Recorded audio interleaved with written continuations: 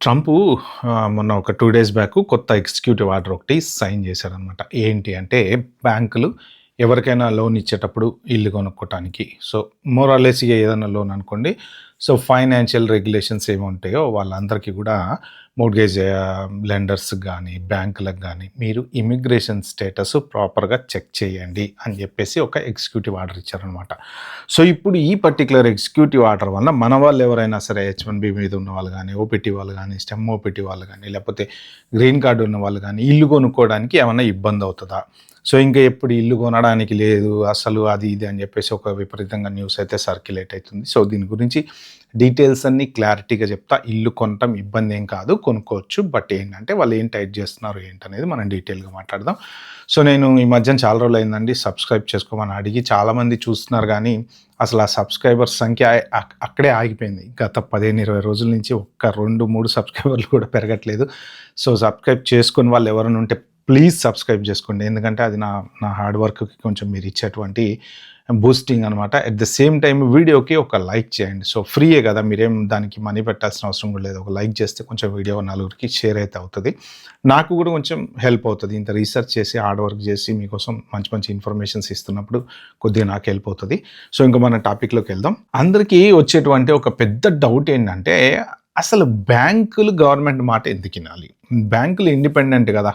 More or less అంటే government related banks ఉన్నా కానీ బట్ వాళ్ళు ఫైనాన్షియల్ ఇన్స్టిట్యూషన్స్ కాబట్టి వాళ్ళు జనరల్గా ఇప్పుడు ఇండియాలో బ్యాంకులే ఆర్బీఐ అండర్లో పనిచేస్తూ ఉంటాయి. యూఎస్లో బ్యాంకులు ఫెడరల్గా అండర్ పనిచేస్తూ ఉంటాయి. అలా ఒక్కొక్క కంట్రీలో ఒక్కొక్క దాని కింద ఇప్పుడు యూకే అంటే బ్యాంక్ ఆఫ్ ఇంగ్లాండ్ కింద పనిచేస్తుంటే అలాగా మోర్ ఆర్ లెస్ వాళ్ళ ఇంట్రెస్ట్ రేట్ అని ఒక్కొక్క బ్యాంకుకి ఒక్కొక్క ఇంట్రెస్ట్ రేట్ ఉంటుంటుంది. ఒక్కొక్క రకంగా వాళ్ళు డీల్ చేస్తూ ఉంటారు. డిఫరెంట్ ప్యాకేజెస్ పెడుతూ ఉంటారు. వాళ్ళు కూడా అంటే అట్రాక్ట్ చేయడానికి ఏది మన ఫిక్స్డ్ డిపాజిట్ మీద ఒక పర్సెంటేజ్ అంటే వాళ్ళు కూడా డిఫరెంట్ లెవెల్లో గ్రో అవ్వడానికి ట్రై చేస్తూ ఉంటారు. మరి వీళ్ళు ట్రంప్ మాట ఎందుకు వినాలి అంటే యాక్చువల్లీ ఇప్పుడు ట్రంప్ సైన్ చేసినటువంటి ఎగ్జిక్యూటివ్ ఆర్డర్ ఏదైతే ఉందో అది బ్యాంకులకి సైన్ చేయలేదు. బ్యాంకులకి ఇది చేయండి, అది చేయండి, మీరు ఈ రూల్ ఫాలో అవ్వండి, ఆ రూల్ ఫాలో అవ్వండి అని బ్యాంకులకి చెప్పలేదన్నమాట. కానీ ఇప్పుడు గవర్నమెంట్ కింద కొన్ని ఫెడరల్ రిలేటెడ్ సంస్థలు ఉంటాయి. ఫైనాన్షియల్ రెగ్యులేషన్స్‌కి రిలేటెడ్ సంస్థలు అనేవి కొన్ని ఉంటాయి కదా!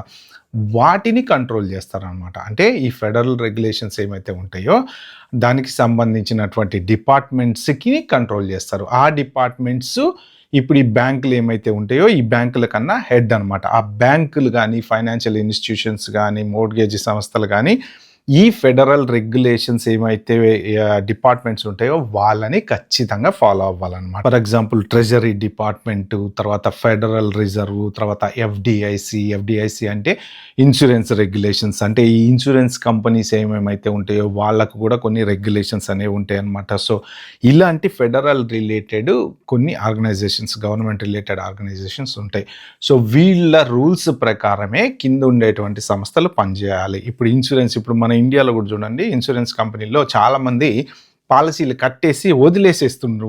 మధ్యలో వదిలేసిన వాళ్ళు లేకపోతే కనపడకుండా పోయిన వాళ్ళు అలా ఉంటారు.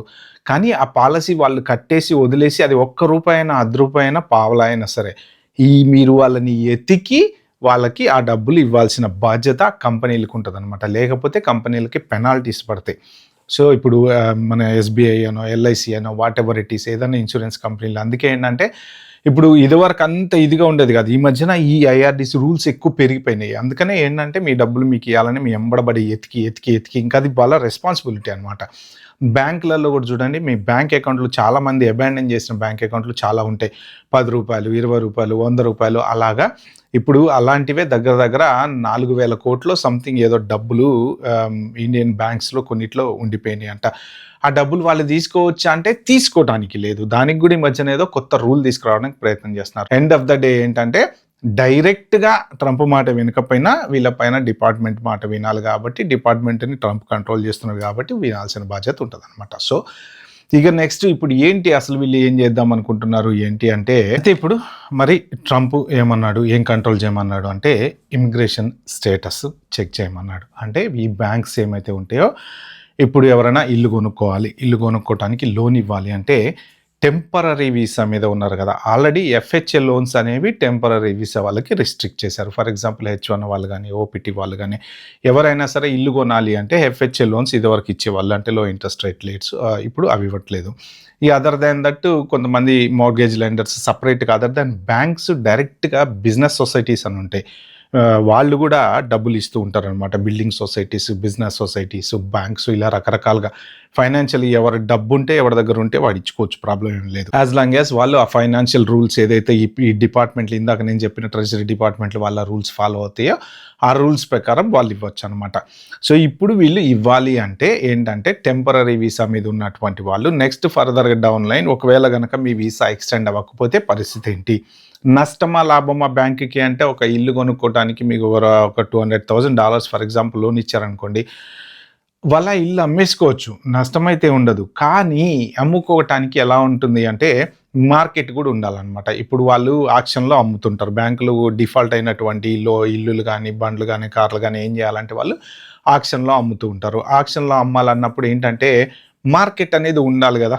ఇప్పుడు కాంపిటీషన్ బాగుందనుకోండి, ఒక 10 ఇల్లు డిఫాల్ట్ అయిపోతే, లోన్ డిఫాల్ట్ అయిపోతే, ఎవరు కట్టకపోతే అప్పుడు అమ్ముకోవటానికి మార్కెట్ రెడీగా ఉంటుంది. కాబట్టి వాళ్ళ డబ్బులు వస్తే చాలు, రికవర్ అయిపోతే చాలు అనుకుని టకటక అమ్మేస్తారు, టకటక ఎవరో ఒకళ్ళు కొనేస్తారనమాట. ఇప్పుడున్న అన్సర్టెనిటీలో ఏంటంటే ఎక్స్టెన్షన్స్ రావట్లేదు, వీసాలు టైట్ అయిపోతున్నాయి, విపరీతమైన లే ఆఫ్లు, ఎక్కడ చూసినా లే ఆఫ్లే. సో గవర్నమెంట్ కూడా తెలిసిపోయింది లే ఆఫ్లు జరుగుతున్నాయి అంటే వీళ్ళ పరిస్థితి ఏంటి, నెక్స్ట్ 60 డేస్ తర్వాత పరిస్థితి ఏంటి తెలియదు, మళ్ళీ జాబ్ వస్తుందో రాదో తెలియదు. ఎందుకు అంటే జాబులు ఆల్రెడీ 130,000 మంది ఈ ఇయర్ దగ్గర జాబులు పోయారు. ఈ 130,000 మంది జాబులు పోతే ఇక వీళ్ళందరికీ రెడీగా పోగానే జాబులు ఉండవు కదా. ఆల్రెడీ అందరూ ఏఐ అని చెప్పి కాస్ట్ కటింగ్ చేస్తున్నారు, మరి ఇంకెవరు ఇస్తారు జాబులు? వీళ్ళల్లో పెర్ఫార్మెన్స్ బాగా ఉండి హైలీ టాలెంటెడ్ వాళ్ళు కూడా తక్కువ మంది కావాలి. వీళ్ళకి కంపెనీ కాస్ట్ కట్ డౌన్ చేసేదే డబ్బులు మిగుల్చుకోవడానికి, మళ్ళీ రిక్రూట్మెంట్ చేసుకునే దానికైతే వీళ్ళని తీయడం ఎందుకు, వాళ్ళనే ఉంచుకునే వాళ్ళు కదా. సో అలాంటి సిచ్యువేషన్స్లో వీళ్ళకి వీసా రాకపోతే రేపొద్దున పరిస్థితి ఏంటి, వీళ్ళని నమ్మి $5,00,000 $6,00,000 ఇస్తే పరిస్థితి ఏంటి. దాంతోపాటు అన్డాక్యుమెంటెడ్ మైగ్రెంట్స్ ఎవరైతే ఉంటారో, అంటే ఇప్పుడు మన H1 వీసా ఉంది ఫైన్, ఓపీటీ ఉంది ఫైన్, స్టెమ్ ఉంది ఫైన్, ఏదో H4 ఉంది, వాట్ ఎవర్ ఇట్ ఈజ్, వీళ్ళంతా ఏంటంటే లీగల్గా ఉన్నటువంటి వీసా హోల్డర్స్ అనమాట.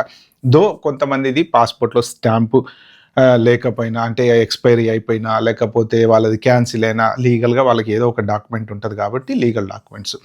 ఇప్పుడు అన్డాక్యుమెంటెడ్ వాళ్ళు ఉంటారు, వాళ్ళు ఏంటంటే ఇల్లీగల్గా వచ్చిన వాళ్ళు కావచ్చు, లేకపోతే వచ్చి వీసా అయిపోయి గ్రీన్ కార్డ్ హోల్డర్స్ని, సిటిజన్స్ని పెళ్లి చేసుకొని, సో వాళ్ళకి ITIN అనేవి ఉంటాయి అనమాట, అంటే ఇండివిజువల్ ట్యాక్స్ పేయర్ రికార్డ్స్ అనేవి ఉంటాయి అనమాట. సో అవి చెక్ చేస్తారు. మీ మామూలుగా వీసాలలో ఉండే వాళ్ళకి ఏంటంటే SSN పేరు మీద ట్యాక్సులు కడుతుంటారు కాబట్టి అవి చెక్ చేస్తారనమాట. సో ఇప్పుడు వాళ్ళు ఒకవేళ లోన్ ఇవ్వాలి అంటే కంపల్సరీ బ్యాక్గ్రౌండ్ వెరిఫికేషన్ చాలా స్ట్రిక్ట్గా చేయాలన్నమాట. ఎందుకు అంటే ఈ కంప్లైంట్స్ అనేవి ఏవైతే ఫైనాన్షియల్ రెగ్యులేషన్స్ డిపార్ట్మెంట్లు పెట్టినటువంటి కంప్లైంట్స్ ఏముంటాయో ఆ కంప్లైంట్స్ అన్ని వీళ్ళు కంపల్సరీ ఫాలో కావాలన్నమాట. సో వీళ్ళంతటా వీళ్ళు రిస్క్ తీసుకొని ఎవరికైనా ఇవ్వాలా అంటే కంపల్సరీ కంప్లైంట్స్ ఫాలో కావాలి కాబట్టి రిస్క్ తీసుకొని అయితే ఇవ్వలేరు. బట్ మీ లాంగ్ రన్ ఒక 3 లాస్ట్ 3 ఇయర్స్ ప్లే స్లిప్లు బాగున్నాయి, మీ క్రెడిట్ రేటింగ్ బాగుంది, క్రెడిట్ హిస్టరీ బాగుంది, ఇవన్నీ పర్ఫెక్ట్గా ఉన్నాయి అంటే అప్పుడు లోన్ వచ్చేటువంటి ఛాన్స్ ఉంది. ఇది కొత్తగా కొనుక్కుందాం అనుకునేటువంటి వాళ్ళకి. కానీ ఎగ్జిస్టింగ్ ఉన్న వాళ్ళు కూడా రెన్యువల్కి వెళ్తారు. ఎప్పుడు వెళ్తారు అంటే fixed interest rate, flexi interest rate అనేవి ఉంటాయి కదా.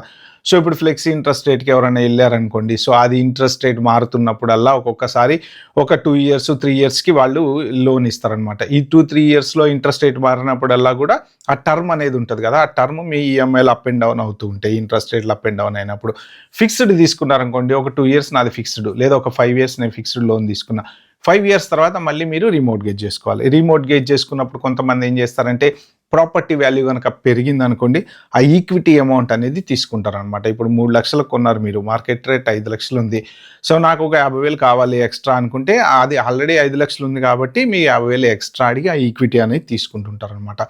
సో ఇప్పుడు ఎక్స్ట్రా ఉంటే ప్రాపర్టీ ఈక్విటీ పెరిగితే పర్లేదు, పెరగలేదు సేమ్ అలానే ఉంది, ఒక్కొక్కసారి తగ్గుతుంటే మార్కెట్ డిమాండ్ని బట్టి. సో ఇప్పుడు అందరూ కూడా జాబులు పోగొట్టుకుంటున్నారు, నెక్స్ట్ వీసాలు ఎక్స్టెండ్ అయితే కావట్లేదో గ్యారంటీ లేదు.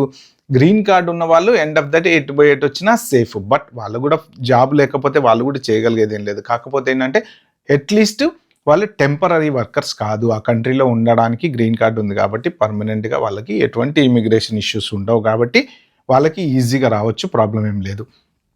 కానీ ఈ వీసా హోల్డర్స్ ఎవరైతే ఉంటారో ఆల్రెడీ ఓపీటీ మీద ఉన్న వాళ్ళు కూడా చాలామంది ఇల్లులు కొన్నారు. ఏంటి అప్పట్లో ఐటీ జాబులు పిచ్చి భూమిలో ఉన్నాయి 3-4 ఏళ్ల క్రితం.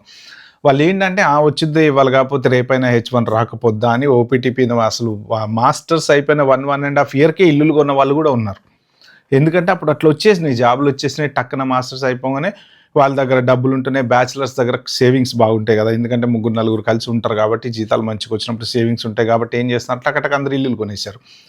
అలా కొన్న వాళ్ళు కానీ ఇప్పుడు ఎక్స్టెన్షన్కి వెళ్ళినప్పుడు ఏంటంటే మీ H1B మీ వీసా మీద ఉండి ఒకవేళ వాళ్ళు కనుక మీ I-94 చెక్ చేసినా లేకపోతే మీ స్టాంపు పాస్పోర్ట్లో స్టాంప్ లేదనుకోండి, జనరల్గా ఇమిగ్రేషన్ అనేది వాళ్ళు స్టాంపు చెక్ చేయాల్సిన అవసరం లేదు. ఎందుకంటే మీ లీగాలిటీ అనేది స్టాంపు మీద డిపెండ్ అయ్యి ఉండదు. ఎందుకంటే అది ఎంట్రీ ఎగ్జిట్ పర్మిట్ మాత్రమే.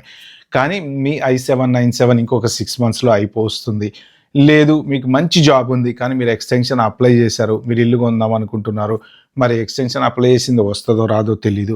సో ఇప్పుడు లే ఆఫ్లు విపరీతంగా జరిగినాయి. ఆల్రెడీ లే ఆఫ్లో ఉన్నారు మీరు, కానీ మీ మోర్గేజ్ రెన్యువల్ ఉంది. సో మెనీ కాంబినేషన్స్ ఉన్నాయన్నమాట దీంట్లో. ఏంటంటే ఆల్రెడీ ఉన్న వాళ్ళకు ఒక హెడ్ఏక్, కొత్తగా తీసుకుందాం అనుకునే వాళ్ళకు ఒక హెడ్ఏక్. సో ఇప్పుడున్న అన్సర్టనిటీలో మీరు ఇమిగ్రెంట్స్, ఇప్పుడు అన్డాక్యుమెంటెడ్ ఇమిగ్రెంట్స్ వాళ్ళకు లోన్లు ఇచ్చినా, లేదు డాక్యుమెంటెడ్ ఇమిగ్రెంట్స్ ఒకవేళ రేపు పొద్దున వాళ్ళు వీసా వస్తుందో రాదో తెలియదు కాబట్టి వాళ్ళకి లోన్ ఇచ్చినా మీకు ప్రాబ్లం అవుతాయి. కాబట్టి మీరు డీటెయిల్డ్గా స్క్రూటినీ చెయ్యండి. ఎవరెవరైతే ఇమిగ్రెంట్స్ ఉంటారో వాళ్ళని, అన్డాక్యుమెంటెడ్ ఇమిగ్రెంట్స్ ఎవరైతే ఉంటారో వాళ్ళని. ఎట్ ద సేమ్ టైం దీంతో ఏంటంటే ఇంకొక పెద్ద అంటే ఇది వీళ్ళ దగ్గర ఇన్ఫర్మేషన్ ఉంటుంది అనమాట. సో పోనీ మీకు జాబ్ బాగుంది, అంత బాగానే ఉంది, నాకేం ఇబ్బంది లేదు, ఇంకో 10 ఏళ్ళైనా నా జాబ్ పోదు, నేను ఇల్లు కొనుక్కుందాం అనుకునే వాళ్ళు ఎవరైనా సరే మీరు ఫస్ట్ ఏం చేయాలంటే మీ క్రెడిట్ హిస్టరీ బిల్డప్ చేసుకోవాలి. ఒకటి గుర్తుపెట్టుకోండి, ఇప్పుడు క్రెడిట్ హిస్టరీ కరెక్ట్గా లేకపోతే మీకు లోన్లు రావడం చాలా కష్టం.